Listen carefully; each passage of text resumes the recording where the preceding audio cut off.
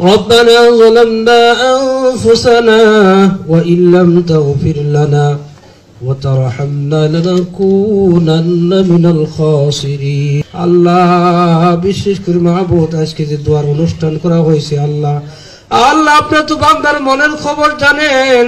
ইসলাম যতটা লাঞ্ছিত হচ্ছে, যতটা নিম্নে এসেছে, ইসলাম যতটা অবহেলিত, যতটা মুসলিমরা মার খাচ্ছে, অবহেলিত হচ্ছে, লাঞ্ছিত হচ্ছে, যা কিছু হচ্ছে সব কিছুর মূল হচ্ছে এই বিদাতি। যত খারেজি বেরিয়েছে, যত আপনার আহলে কোরআন বেরিয়েছে, যত আপনার হচ্ছে কবর পূজারী মাজার পূজারীরা বেরিয়েছে, নাস্তিক বেরিয়েছে, পৃথিবীতে যত কিছুর সৃষ্টি হয়েছে, মূর্তি পূজা বলেন, যা কিছু বলেন, ইসলাম ছাড়া যত কিছু পৃথিবীতে সৃষ্টি হয়েছে, ভ্রান্ত যা কিছু সৃষ্টি হয়েছে, সব কিছু জন্য এই বিদাতিরা দায়ী। আপনি যদি ভালোভাবে বিচক্ষণ ভাবে এটা যাচাই বাছাই করেন তাহলে দেখবেন যে বিদাতিদের দ্বারাই এগুলো তৈরি, মানে বিদাতিদের দ্বারাই এগুলো হচ্ছে। ইসলামকে ধ্বংস করার মূল হচ্ছে বিদাতিরা। বিদাতিরা ইসলামকে ধ্বংস করছে। একজন অমুসলিম ইসলামকে যতটা না ধ্বংস করছে তার চাইতে বেশি, হাজার লক্ষ কোটি গুণ বেশি ধ্বংস করছে এই বিদাতিরা। আসসালামু আলাইকুম প্রিয় দর্শক, আমাদের প্রাণপ্রিয় রাসূল সাল্লাল্লাহু আলাইহি সাল্লাম তিনি বলে গেছেন যে আমি আমার উম্মতের মধ্যে সবচাইতে বেশি ভয় করি ওই সমস্ত পথভ্রষ্ট আলেমদের প্রতি যারা মানুষকে ভ্রান্ত পথের দিকে আহ্বান করবে। তো প্রিয় দিনী মুসলিম ভাই বোন আমার, আমাদের প্রাণপ্রিয় রাসূল সাল্লাল্লাহু আলাইহি সাল্লাম যেহেতু এই কথা বলে গেছে, এই কথা অবশ্যই 100% সঠিক, 100% সত্য, এতটুকু সন্দেহ নেই এবং সন্দেহ করার কোনো অবকাশও নেই।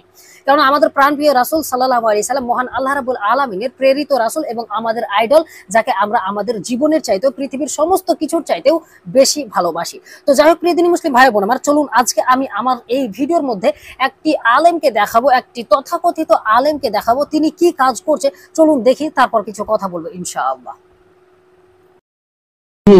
وعلى آله إنك حميد مجيد। দোয়া শরীক হই। اللهم آمين।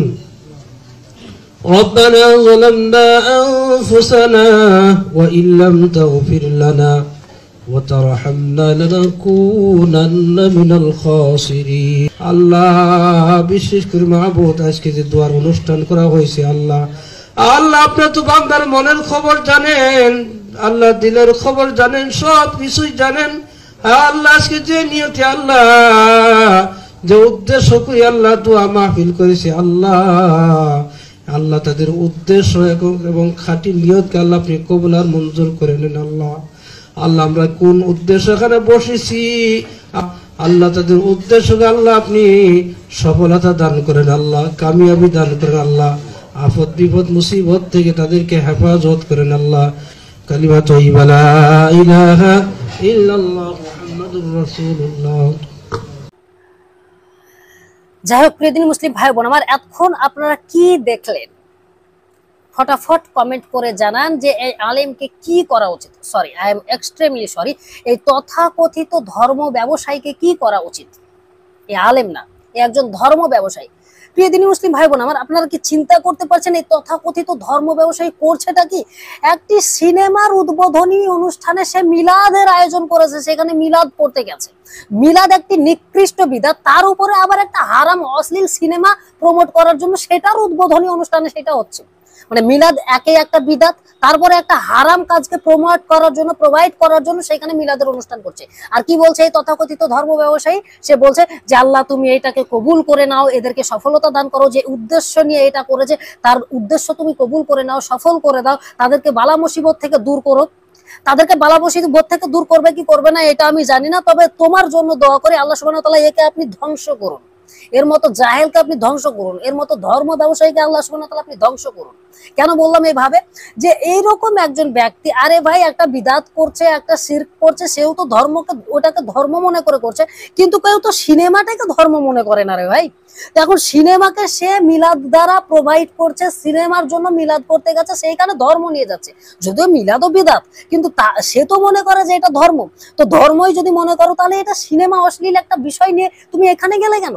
এজন্য তোমার জন্য ধ্বংস কামনা করলাম। আল্লাহ সুবহানাহু ওয়া তাআলা এই সমস্ত ধর্ম ব্যবসায়ীদেরকে ধ্বংসই করুন। তো যাই হোক প্রিয় দিনী মুসলিম ভাই বোন আমার, আপনারা সকলেই দেখতে পাচ্ছেন যে এই সমস্ত তথাকথিত বিদ্যার্থীরা ইসলামটাকে কোথায় নিয়ে যাচ্ছে। আর আমি একটা কথা বলি, ইসলাম যতটা লাঞ্ছিত হচ্ছে, যতটা নিম্নে এসেছে, ইসলাম যতটা অবহেলিত, যতটা মুসলিমরা মার খাচ্ছে, অবহেলিত হচ্ছে, লাঞ্ছিত হচ্ছে, যা কিছু হচ্ছে সব কিছুর মূল হচ্ছে এই বিদাতি।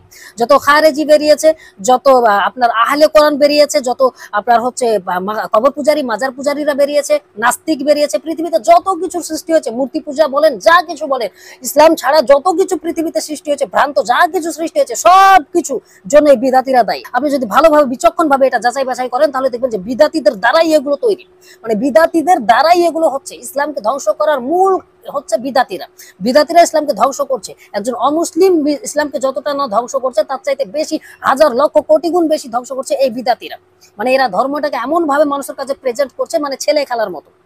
মানে কোথায় নিয়ে গিয়ে কি রে ভাই, মানে মাথায় কি কিছু নাই? মানে আমি মেনে নিলাম যে যদিও মিলাদ বিদাত, আমি মেনে নিলাম এটাকে সে ধর্ম মনে করে, তাই বলে একটা হারাম অশ্লীল সিনেমা এখানে।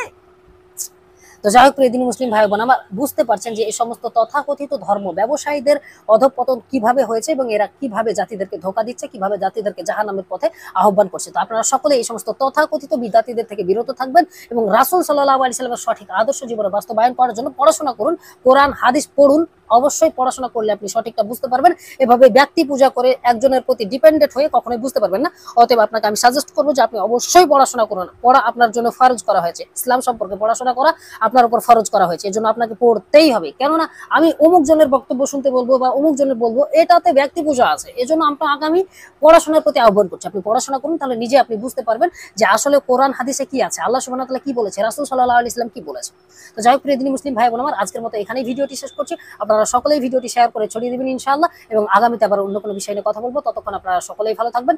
আসসালামু আলাইকুম ওয়া রাহমাতুল্লাহি ওয়া বারাকাতুহু।